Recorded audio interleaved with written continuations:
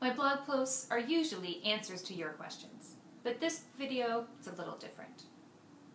Tomorrow is Valentine's Day, and love is in the air. And so I wanted to share with you something that's really close to my heart. If you are stressed and frazzled, you have good reason to be. Report after report shows what you already know.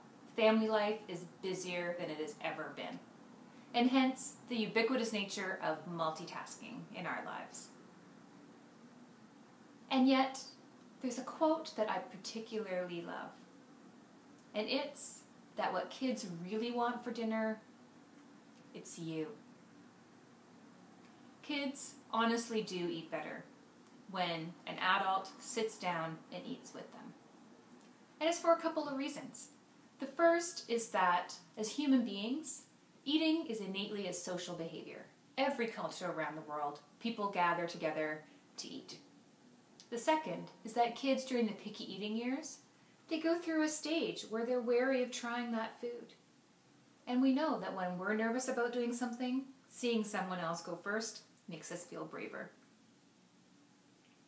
And lastly, kids, for them, negative attention is still better than no attention at all.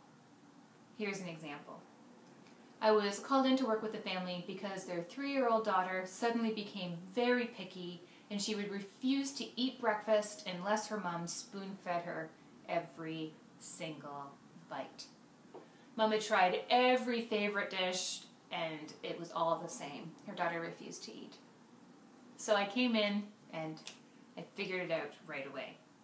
There was a new baby brother, and Mom was running a successful small business from her home. And a particularly busy time for her business, for emails and phone calls, was first thing in the morning before your average 9-to-5er went off to work.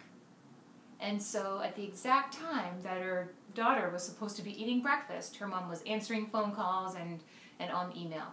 And so her daughter was really clever.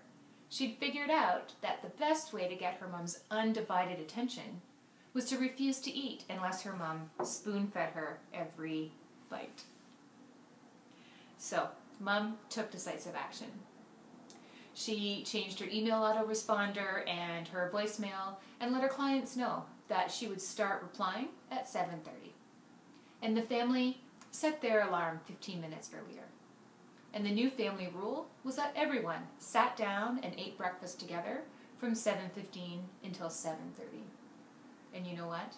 2 days later, that daughter came to the table for breakfast, tucked right into her yogurt as if nothing had ever happened.